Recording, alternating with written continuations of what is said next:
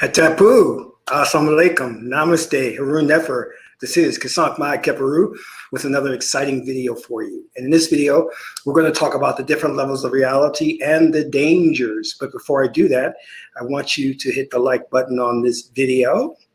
And if this is your first time to my channel, welcome. Hit the subscribe button to get notifications on when we go live and when we upload recorded videos. Also, there are free ebooks. You can take advantage of that. Just scroll down below, click on the links, download the ebooks, and start reading. And if you want to take your knowledge of the esoteric, the spiritual, and the Kemetic philosophy to the next level, then become a Patreon supporter. You can do so for as little as $1, $5, or $20 per month. It's up to you. You can cancel at any time, and you get exclusive access to things like free oracle readings, meditations, hypnosis or hypnotherapy, how to do rituals to invoke spirits, how to communicate with the ancestors, how to create an amulet, how to work with the I-ching, and so much more. So become a Patreon supporter. Also, be aware that YouTube has demonetized this channel for speaking truth to power. So please, if you're in a position to do so, donate.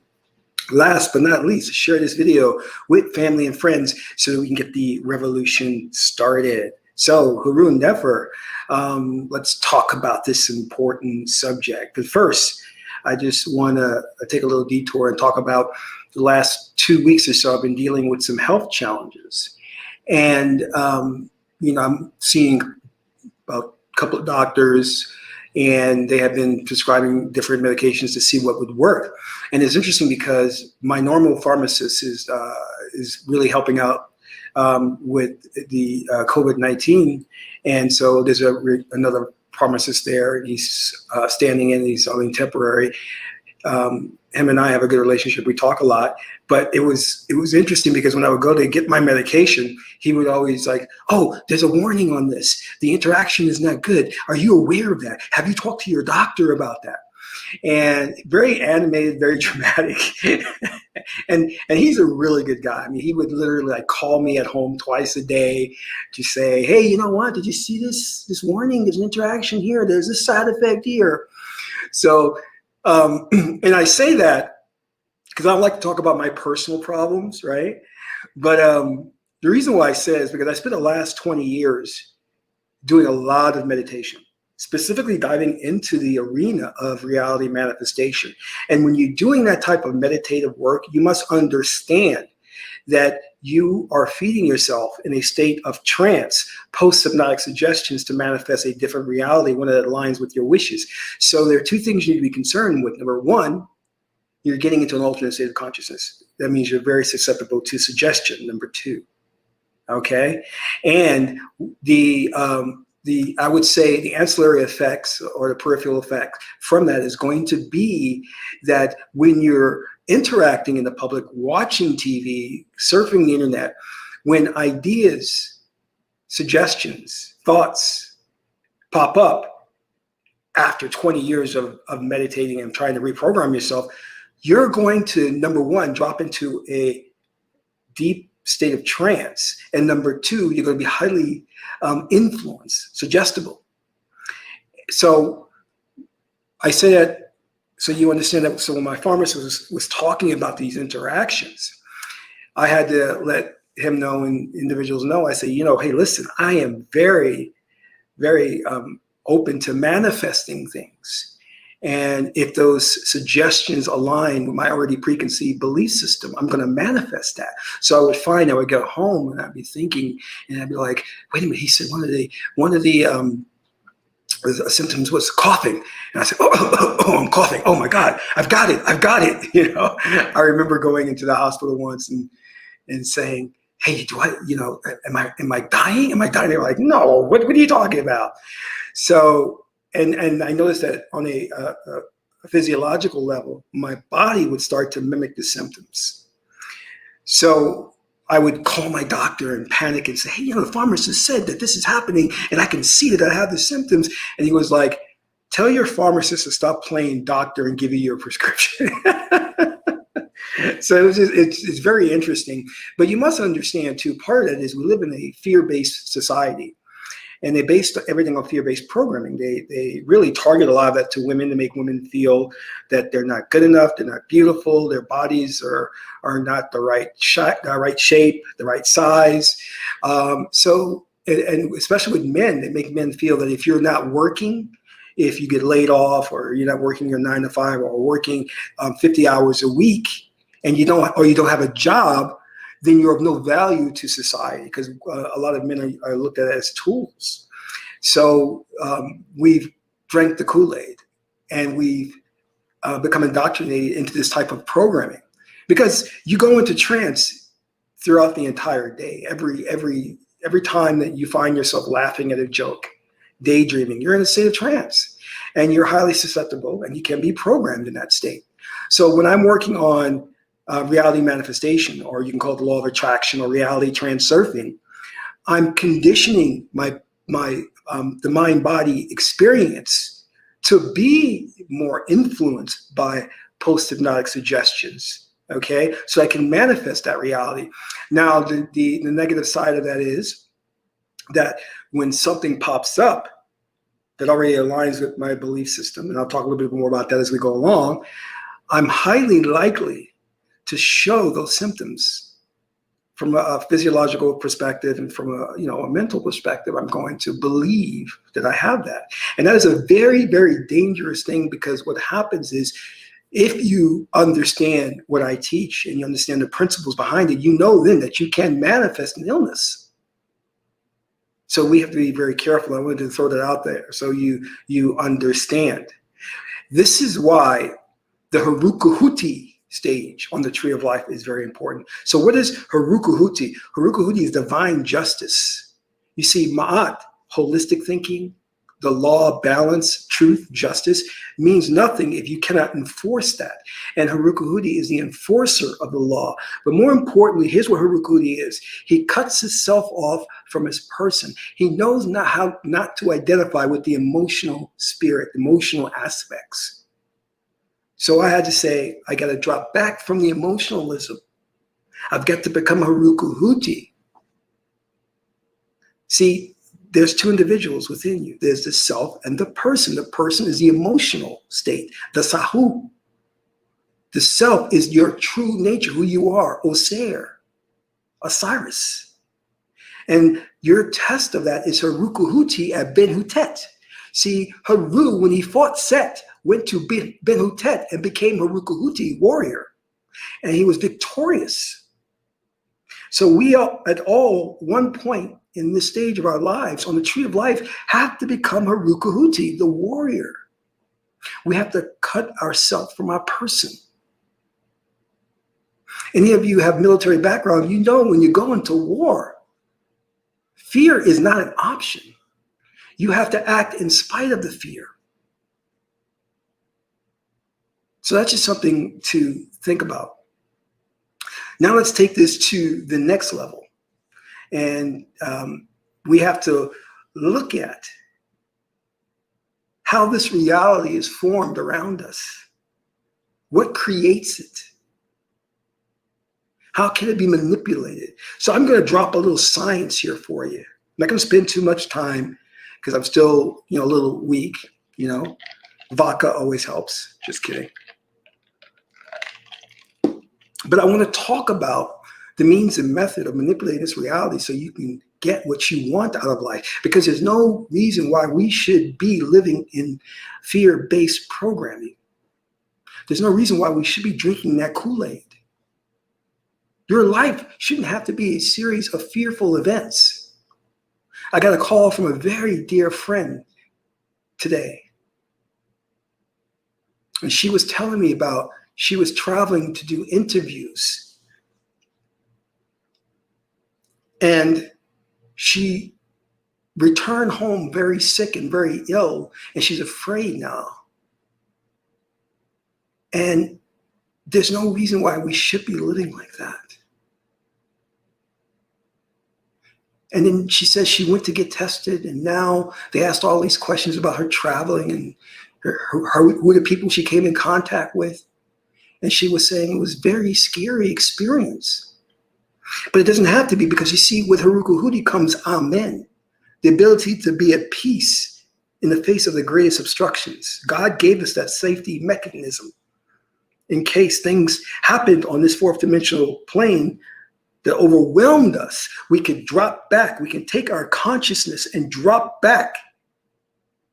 I don't know why I pointed to my head as if consciousness is here. It's not actually here, but anyway, you can drop back. Consciousness can drop back to that state of amen, be at peace. Or as I do, when something gets stressful, I say, okay, this is a little stressful. I'm going to astral project to a different dimensional realm, talk to my ancestors or talk to interdimensional beings, and have some fun in that dimension, and then come back and be more peaceful and more relaxed. That is your ability. That's your natural ability. When things get tough, you can just travel, astral project. Do it. Who said you have to stay here? Who said you have to be? You are an unlimited, multidimensional being. Why are you trapping yourself here? Experience your true nature, one of peace, one that can project to different star systems. Go to Zeta Reticuli, 1 and 2. I hear they have some really great beings there. Talk with them, converse with them. I'm going to do a video on Patreon, maybe on ET contact. We're going to talk about that. Because that issue needs to be put to rest if there's life in the universe. There's no reason why that should be a debate. That's no reason why that should be a question. But we live in a society that feeds us propaganda through the media, propaganda to deceive you so you don't know who you are, what your true nature is about. Propaganda that limits you, that doesn't give you a true understanding of the universe and your place in it.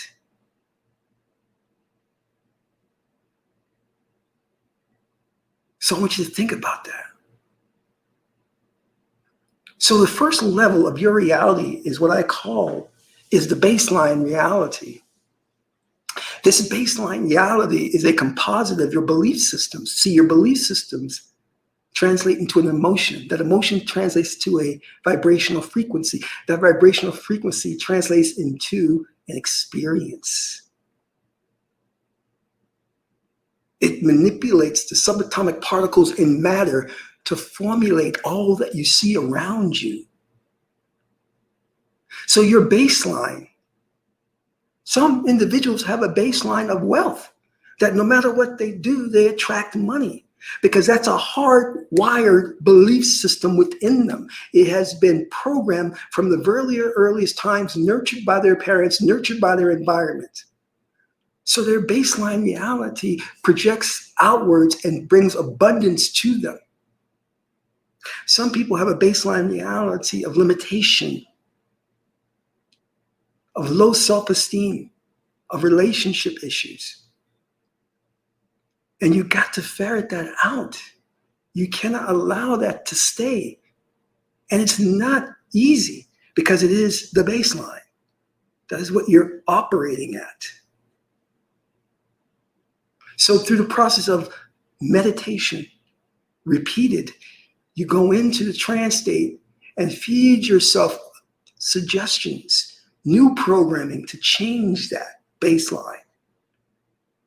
It takes time. It may not happen in 30 days, 60 days, a year. It may take 2 years, 3 years.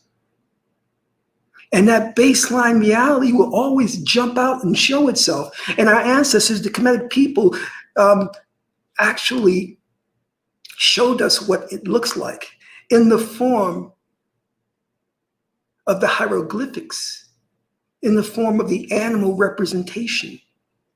That's why when you see Anubis or Sebek, they have the face of a jackal, the body of a human. We were indicating to you that that baseline reality, which is composed of your belief system, is a majority of emotional hangups that get triggered through an outside stimuli.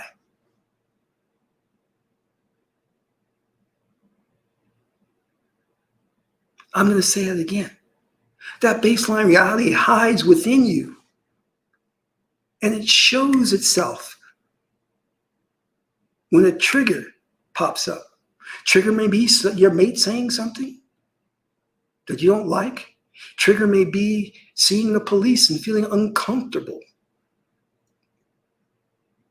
But if your baseline reality is, I have abundance, I attract wealth, I am all that and a bag of chips, then it creates a vibrational frequency, a reality tunnel, and it shifts and conforms this reality to meet with your expectations. Do you understand that?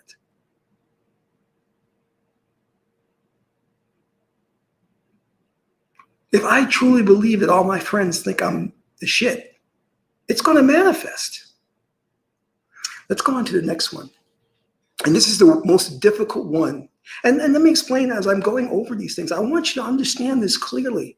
If I'm imparting this knowledge to you, rest assured the ruling elite, the Illuminati, know this. This is occult 101. This is how they were able to hack your brain and get you to manifest things that you don't want in this lifetime. So let's go on to the template reality. You see, we are holographic projections. We're holograms. We don't really exist in a sense that what we've been told as real physical beings. We don't really exist. Nothing is solid. We're not really solid. So what is the template used to project us? It's somewhere out there and we can't see it. It's in another dimension. And we will never see it using our current eyes because we're very limited. We can only see less than 1% of the visible light spectrum. I want you to understand that. This is why when Haru went to fight, as Haruka Huti, Tahuti said, come here first. I'm going to restore your eye. I'm going to give you your third eye to have you see what cannot be seen. And you will defeat Set. So understand that that template reality is out there somewhere, and it is the basis of who you are, and it's being projected through light, this holographic experience. But this is not really you. And if you were able to gain access to that template reality, you could change this reality, but that is most difficult to do. Let us go on. The next is the collective reality, the collective experience. The mass collective agreement, which we call the MCA. This is the agreement that we all say there is gravity, there is oxygen, there is pollution. You understand? There is good, there is bad. Because we cannot experience something if we don't all agree to it.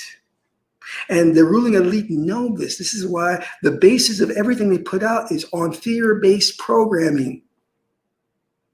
Because fear taps a primal emotion within you. And anything that is anchored in fear is very easily manifested. Fear is the quickest emotion to manifest. You tie fear to anything and you'll be manifesting it like crazy.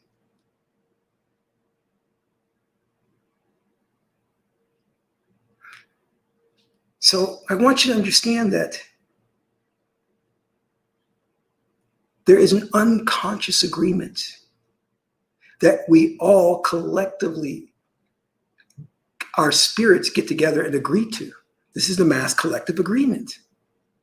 We may all get together and say, as a collective, that this thing called racism is serving us in some way, shape, or form.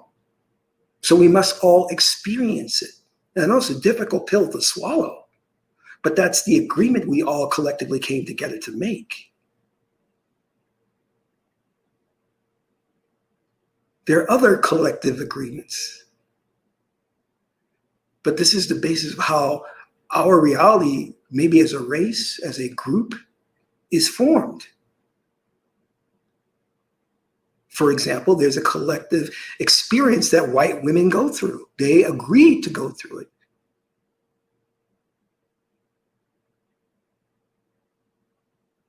And this is how the Illuminati manipulates you. Because they know that as a gender, as a group, as a race, you are psychically connected. That if they get enough of us to agree to a reality like a virus, it will spread and we will all manifest that reality. They just have to get enough of us to buy into that belief system and we will start to manifest it. That is the whole principle of Ma'at, the interdependence and interrelationship between all things. You say, I don't know why I'm going through this. I don't deserve this. Well, you're part of a collective. What happens to the others is going to happen to you. You can't divorce yourself from the collective agreement. You can't. You are psychically tied to them. And that's a safety mechanism that God put in so that no one person could have a monopoly or manipulate reality, because then you would have chaos. Everybody will be manipulating reality and having their own experiences, and then realities will be clashing with other realities, and it would just be ridiculous. So God said, well, if you want to change your reality, you must come together as a collective and agree to that, which we also know in case studies is the Maharishi effect. Study that, Google that, in which they meditated en masse and reduced terrorist activity in the Middle East because they collectively came together and said, we want to experience a reality where there is less terrorism. And it manifested. Oh, but popular media, modern media does not want you to know about that, do they? So you don't read or see much about the Maharishi effect. The next one is your type of a karmic reality. You see, it's your soul contract that you make with Tahuti and Osiris, the judge at the hall of Ma'ati. You go before the weighing of the scales. And as you are about to reincarnate, you agree to experience a certain reality. And it can change if your previous life was one where you sought to spiritually evolve and uplift yourself. Otherwise, you'll just keep repeating the same thing. And that reality, which is the reality you experience based on your soul contract, you don't remember it because your higher self, your higher mind agreed to it. So keep that in mind. Now, the last thing that you should know, which is very interesting, is the specific landlines that exist on the planet. And if you take advantage of these, and if you're opportunistic, it increases your spiritual power. This is why people take spiritual journeys to specific sites and landmines and ley lines and places to where they know that there's a high frequency of energy, kinetic energy. And they go there to these sites and they meditate. And in the meditation, they visualize what they want and their power is increased. But you don't have to do that. You can simply perform a ritual where you inundate and excite your senses. And those senses of the sights, the sounds, the smells awakens the spirit, awakens the emotions. And the emotions translates into the frequency. And the frequency then manipulates the reality to conform to your wishes. I have to be careful because I know that I'm a reality generating machine. I generate reality like that. So I have to be very careful of where I'm at, what I'm listening to. Because if those suggestions, and remember, everything is just a suggestion. You do not have to buy into it. When those suggestions come in, if I don't filter those, I'll just manifest them in my sleep, in my waking state. So I have to periodically check myself.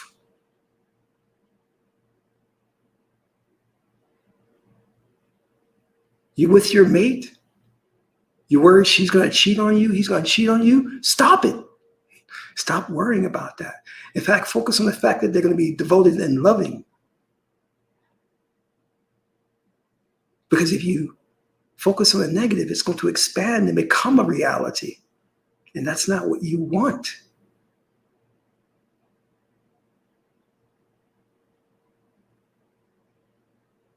When things don't go my way, I take action. I become a rukuhuti. I say, okay, get together. And I said, we got to do a ritual because I'm not having this. This is not happening. And then your rituals, you must. And when I mean ritual, I don't mean an elaborate ritual with an altar, incense, herbs. And no, it can be as simple as you sitting there and meditating before a candle. That's a ritual right there. But you must be diligent. You must stay the course. Many people abandon things too quickly. They do it a week and I ain't seen results after a week, so I stopped. Oh, I couldn't sit still for 5 minutes. I mean, really, how are you expecting things to happen in your life if you can't be focused on the goal? Keep your eye on the prize.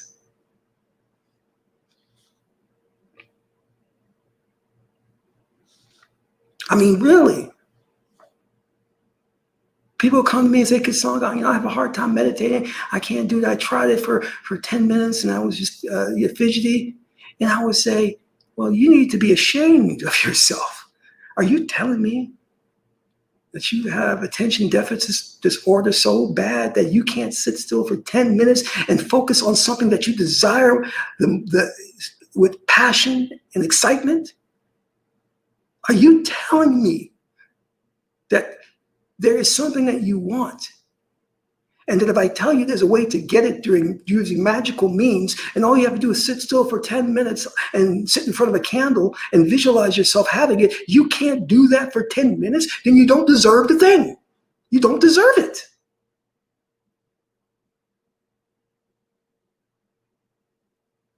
You know what I'm saying? Why should God give you that if you can't do the littlest thing to become Haru, because Haru is focus, Haru is the will, and sit still for 10 minutes in front of a candle? You don't deserve it then. Live in poverty, live in lack.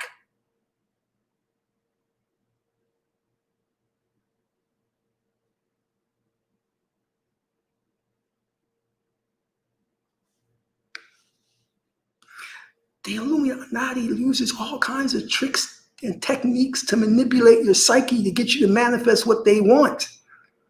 Stop it. Cut that connection off and make a commitment to every day with the understanding there's the baseline reality, there's a template reality, there's collective, the MCA, there's the karmic reality, and understanding those things and say to yourself, there's no reason why I can't experience a better quality of life. No reason.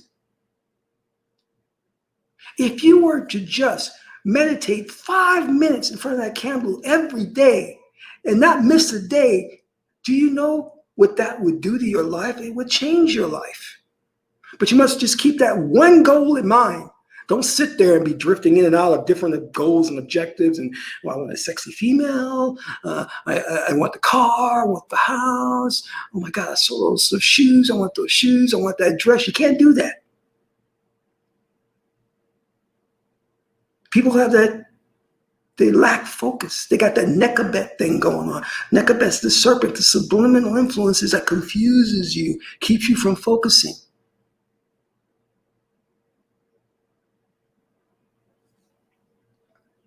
You got to learn to just sit there and focus on one objective for an extended period of time and allow the universe to bring it to you.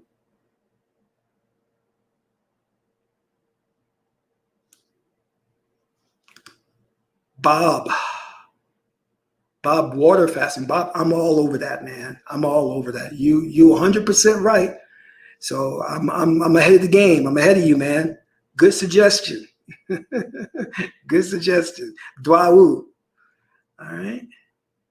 So shame on you guys if you're not able to sit there for 5 and 10 minutes and do this. Don't blame nobody else. It's your own fault. Because I'm sure you can focus on other things that you may want. I'm sure when you got your job, you focused on filling out that job application and submitting your resume for more than 5 minutes, didn't you? All right. And I meditate at least, let me see, it depends, it fluctuates, but I meditate anywhere on an easy day, I may do 2 hours. On a regular day, 3, 4 hours.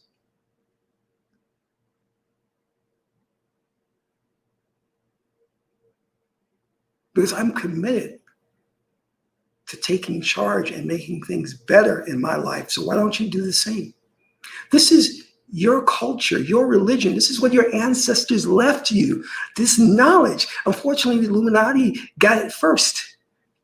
And they were able to manipulate our minds and input in our psyche a false history, a false knowledge of self.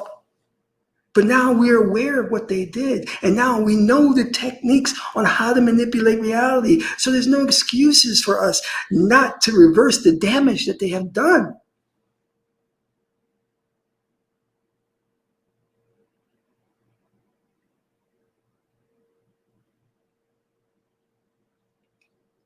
So get excited about what you want. Get passionate about what you want and get working. There's an infinite number of realities to experience. Why are you stuck here? Why are you stuck in this madness? Because it is madness. I'm going to be honest with you. I'm not going to sugarcoat it. I'm not going to put some spiritual thing on it. No, you're living in madness. You're living in a mad world. Okay? You have ET aliens come here, they land here, and they're like, hell with this. We're going back to our planet. You people are crazy.